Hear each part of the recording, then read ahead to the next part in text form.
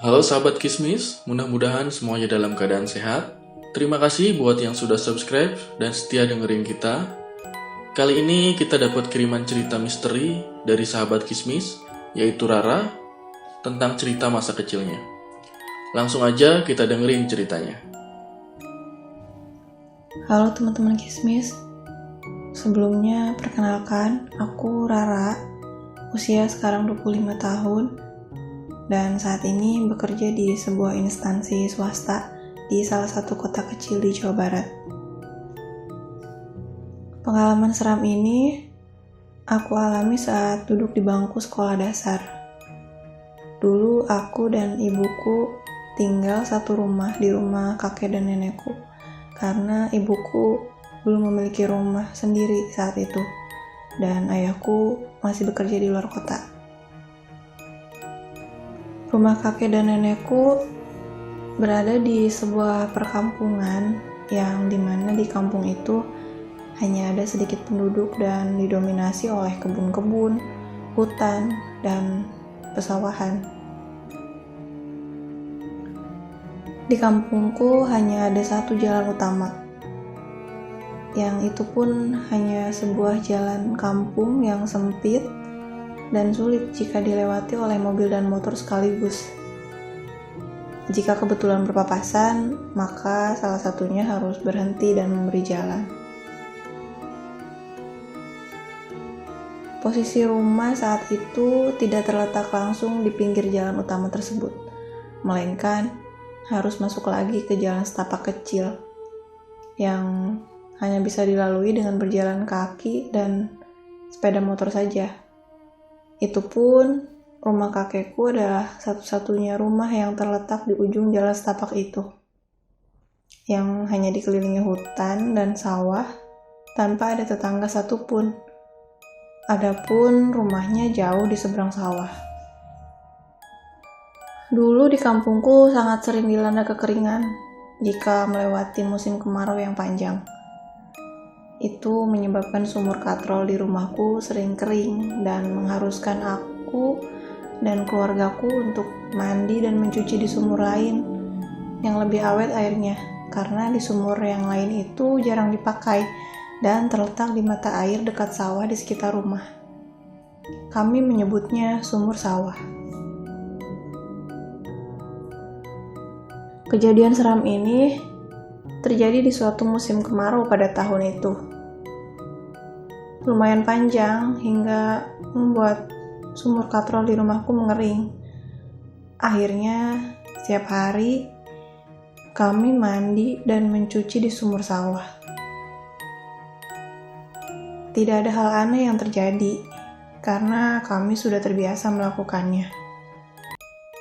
Tetapi pada suatu hari aku terlalu asyik bermain di rumahku. Kebetulan hari itu ada temanku yang datang main ke rumah.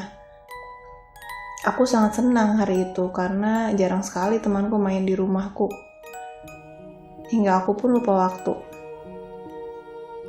Hari sudah menjelang maghrib, sekitar pukul 17.30. Ibuku yang sedari tadi memanggil-manggil dan menyuruhku untuk segera mandi menghampiri aku dan memberikan handuk beserta peralatan mandi untuk aku dan temanku. Lantas menyuruhku untuk mandi di sumur sawah, sekalian mengajak temanku juga. Singkat cerita, aku dan temanku sudah sampai di sumur. Hari sudah mulai gelap, jadi aku dan temanku langsung mandi sambil sedikit bercanda. Maklum anak-anak. Belum selesai mandi, aku tiba-tiba ingin nengok ke arah belakang. Dan jantungku serasa mau copot saat itu. Karena di belakangku, aku melihat ada sosok perempuan yang memperhatikan kami. Sosok perempuan itu sedang duduk di batu yang lumayan besar yang ada di sisi jalan di belakang sumur. Bergaun putih, berambut hitam panjang sampai menjuntai ke tanah, mukanya putih pucat, dan terlihat di tangannya sedang memegang sesuatu benda bulat berwarna merah terang. Aku tidak tahu itu apa. Hanya terlihat dia menggerak-gerakkan benda itu di tangannya. Sosok itu kemudian bertatapan denganku. Temanku belum sadar bahwa aku melihat sesuatu di belakang, sampai akhirnya aku memanggilnya. Teh, itu naon teh? Kataku menggunakan bahasa Sunda saat itu. Aku berbicara dengan nada datar dan suaraku gemetar, sambil mataku tetap tidak berpaling dari sosok itu. Akhirnya temanku nengok ke belakang. Sontak dia kaget bukan kepalang, karena sosok itu tiba-tiba tersenyum kepada kami dan terlihat giginya bertaring. Melihat itu, kami refleks berteriak, lalu mengambil handuk yang kami simpan di batang kayu di atas sumur. Kemudian belum selesai mengenakan handuk dengan benar, kami langsung lari melewati sosok itu, lari sekencang-kencangnya menuju ke rumah. Sampai di rumah, aku menceritakan kejadian itu pada ibu, nenek, dan kakekku, karena mereka pun heran melihat kami lari sambil berteriak seperti orang melihat hantu begitu. Mendengar cerita kami, mereka hanya menenangkan kami, dan akhirnya setelah Isya, temanku pulang mengenakan bajuku, diantarkan oleh kakekku. Hari-hari berikutnya, aku tidak berani lagi mandi di sumur itu saat menjelang maghrib seperti waktu itu. Aku hanya mau ke sumur itu kalau siang hari, dan itu pun harus diantar. Akhirnya aku tidak pernah melihat sosok itu lagi. Beberapa waktu setelah kejadian itu, di siang hari, kami sekeluarga sedang berkumpul di ruang keluarga. Saat itu, ada tetangga jauh kami sedang berkunjung, singgah lebih tepatnya. Karena kebetulan jika habis dari pasar, dia kadang-kadang lewat jalan setapak yang menuju rumah kami dan menyeberangi sawah untuk sampai di rumahnya. Kami memanggilnya Api. Api adalah ayahnya temanku yang waktu itu mengalami kejadian menyeramkan bersamaku. Saat itu, entah bagaimana, tiba-tiba mereka para orang dewasa membahas lagi kejadian yang aku alami sebelumnya. Lalu Api bercerita juga bahwa Api pun sering melihat hal-hal yang janggal atau suara-suara aneh di sumur itu ketika melewati sawah saat sore menjelang malam atau di malam hari. Seperti sayup-sayup suara perempuan menangis dan cekikikan. Pernah suatu ketika, Api habis dari hutan dekat sawah mencari pakan sapi, karena Api beternak sapi saat itu. Api hendak pulang, tapi mampir dulu ke sumur sawah untuk membersihkan diri sekalian mandi, pikirnya. Meskipun tidak membawa alat mandi, karena hari sudah gelap dan takut tidak sempat untuk mandi di rumah dan terlambat salat maghrib. Sampai di sumur, Api bergegas membersihkan diri. Lalu, setelah selesai dan saat hendak pulang, Api melihat ada sepasang bola api terbang mengelilingi sumur. Api kaget dan langsung membaca bacaan doa sebisanya.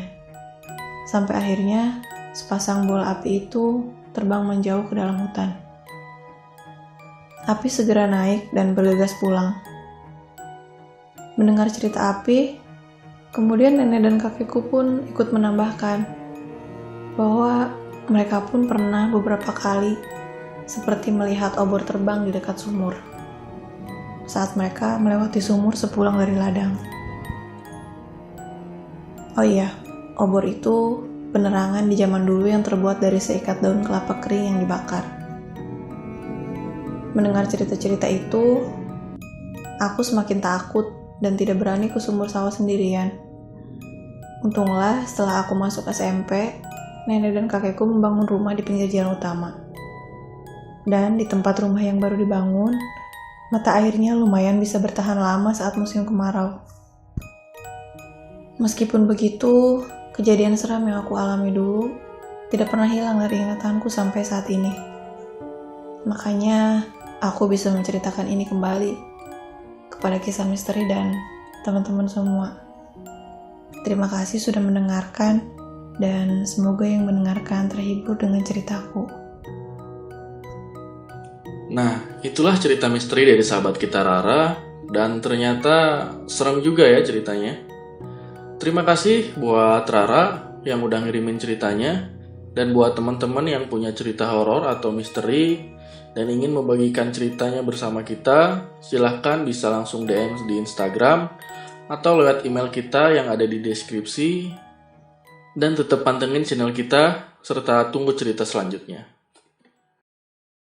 Dan jangan lupa agar kami semangat, like, komen, dan juga subscribe, serta nyalakan lonceng notifikasinya.